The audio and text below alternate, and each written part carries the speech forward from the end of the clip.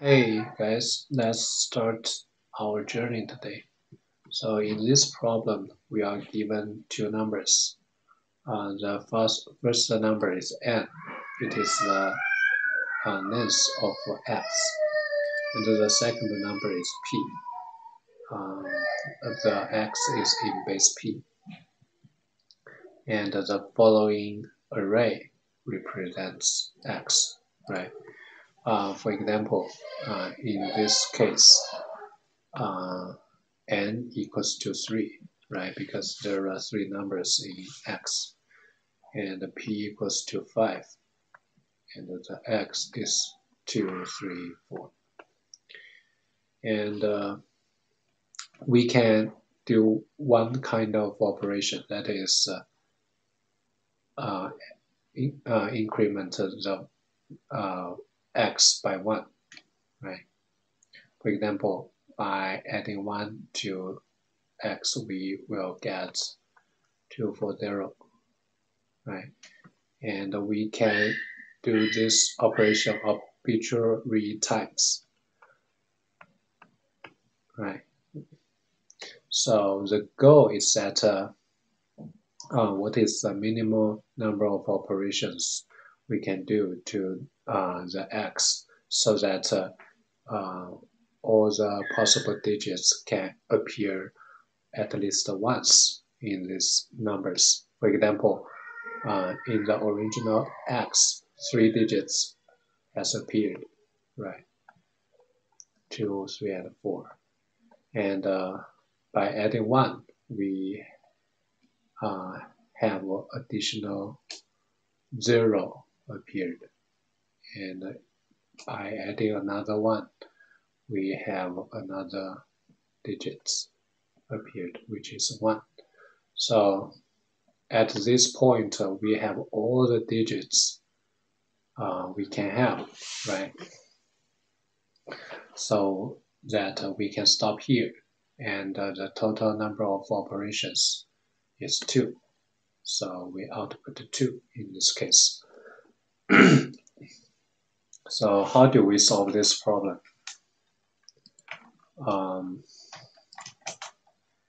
Let's see.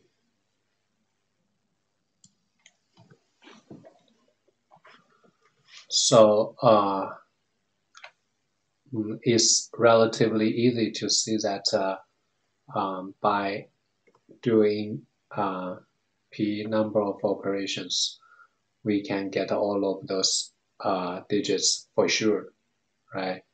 Because, for example, in this case, we add 1 to x by 5 times, right?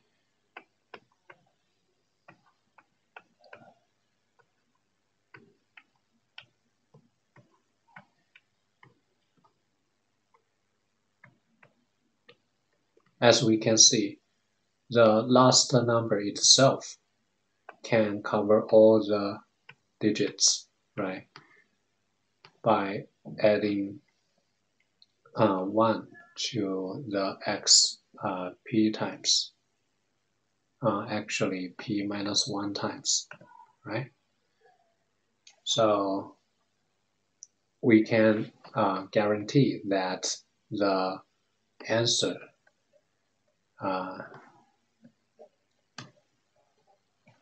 sorry about that.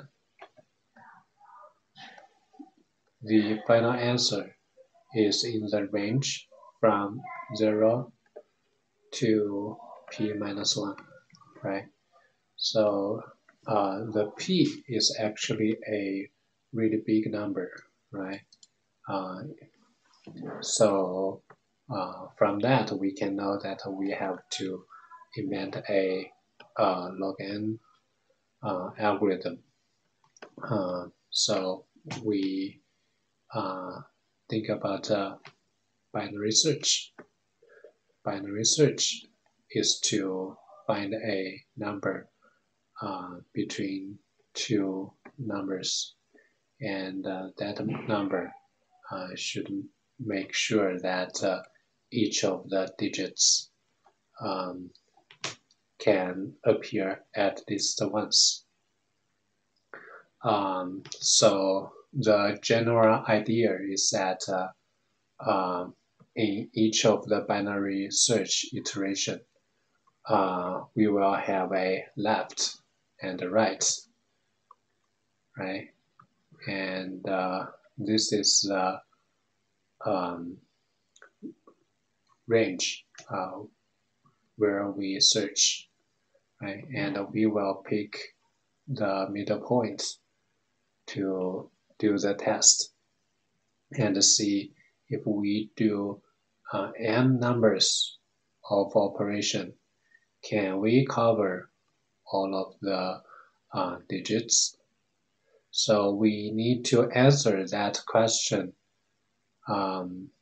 fairly quickly, um, since the total number of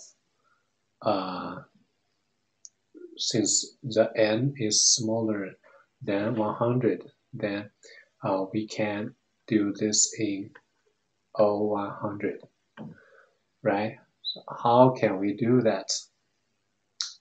So basically, we can use reverse thinking, right? For example, if let's say you are checking uh, your you are checking um,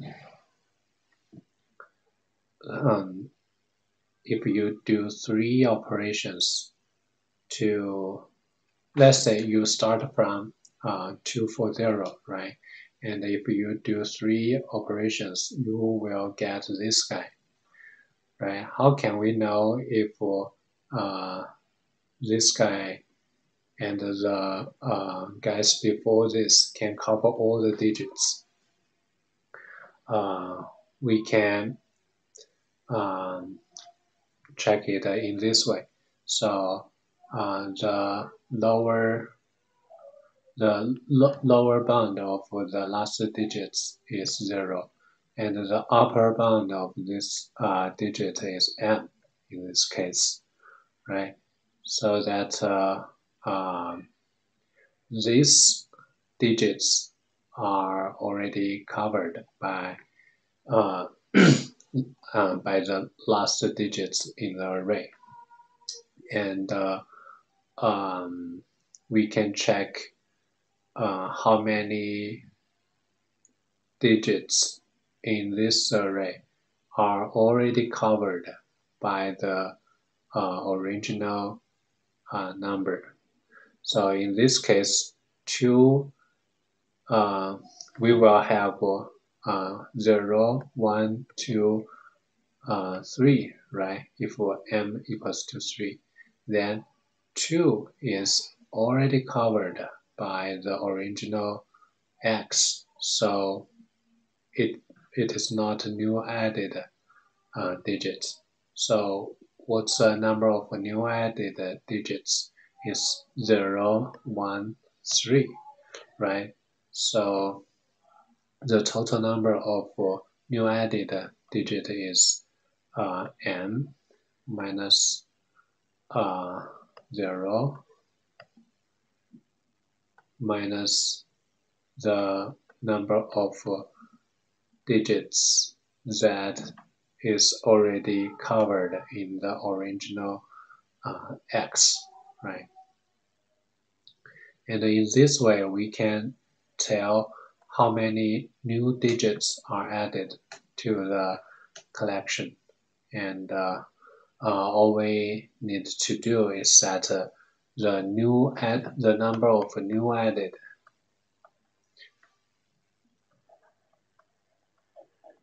plus uh, original original digits. The size of original covered digits equals to the total number of digits we require. If this equation equals to true, then the by uh, doing the operation m times can get what we want. right? If not, it cannot. And if it already covered, we can try a smaller m so that we can uh, change r into m. If it is not covered, we need to try bigger m that we change L to M, right? And there are some edge cases we need to consider.